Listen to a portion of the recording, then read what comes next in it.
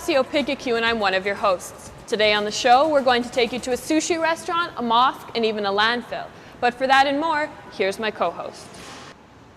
Hey, what's up? I'm Creeson Agecoutay and I'm your guy on the street. Today we'll be looking at skateboarding, vandalism, and how to turn those plastics into cash. Plus, your daily taste of sports and fashion. So stay tuned because we have our eyes on the street.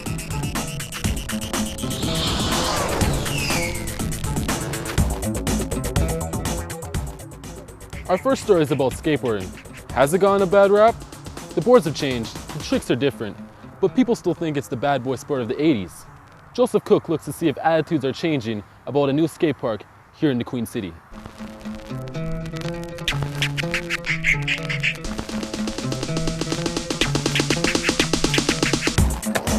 Over the years, skateboarding has gotten a bad rap, and many say it's dangerous.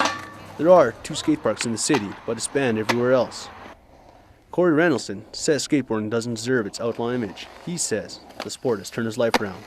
And if I would have had a skate park to go to when I was probably like 8 and stuff like that, I wouldn't have gotten into drugs and screwed my life up the way I did, so it's a good thing for kids to have. Statement there. To help get those kids off the street, the city will build a new park near the Science Center. Patricia Elliott welcomes it and has a message for people who oppose the new park. And it's hard to square it with the stereotype in my mind. I'm sure they're not angels, but they're certainly not drug dealers or purse snatchers or anything like that. Noel Wendt is the president of Skate Regina. He says the demand is increasing, and even with the new park, it won't be enough. Just you think about it, the amount of kids that are skateboarding nowadays and how many facilities are there, you know. We've got an indoor one and an outdoor one, you know. The amount of kids that skateboard compared to what's provided for them facility-wise it's pretty ridiculous, really. So the city's hoping to begin construction this fall and should be completed in the following spring, giving hundreds of youth the opportunity to put their best foot forward. I'm Joseph Cook, my eye on the street.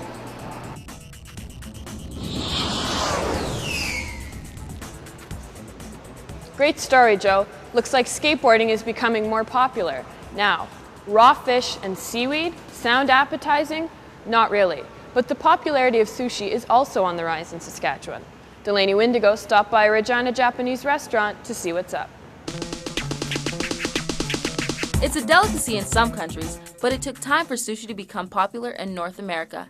Ken Lee is a chef at Hanabi, a sushi restaurant in Regina. Starting from the Japan, but it's getting popular to the Asia, and so now it's come to the Canada, and white people eat it. Made up of raw fish, vinegar rice, wasabi, and other light treats, this dish dates back to the 7th century Japan and is part of the rich culinary history of that country. Lee says now it's becoming a tasty tidbit here in Saskatchewan. This is something new culture for Saskatchewan people, so it's really good for diet.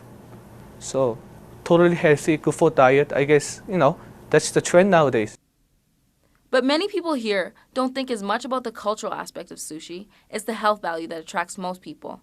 People are much more health conscious these days and enjoy the fact that sushi is low fat and loaded with nutrients.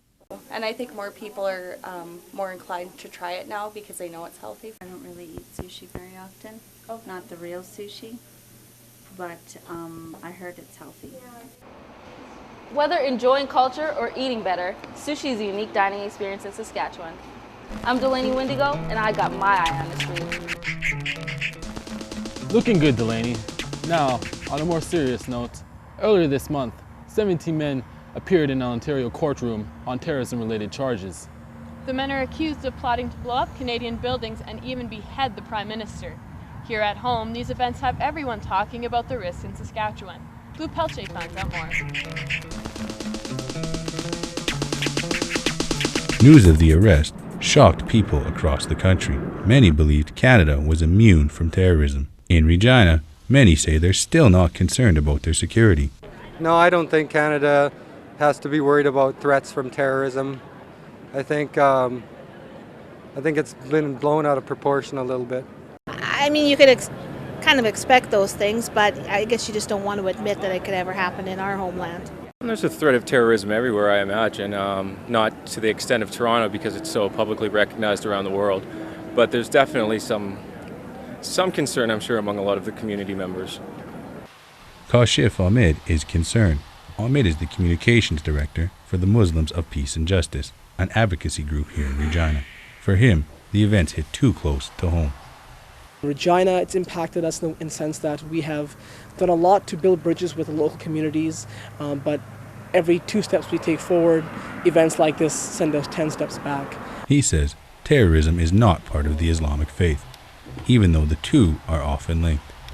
Well, Islam, first of all, unequivocally condemns any act of terrorism.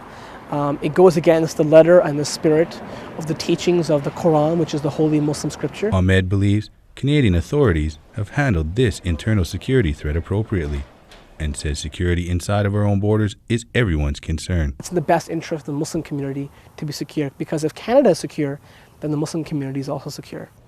What shocked many was that several of those arrested were under the age of 18. Kashif Ahmed says that here in Regina, they're implementing programs to help youth stay attached to their faith and not get recruited by outside fundamentalists. With my eyes on the street, I'm Blue Pelche.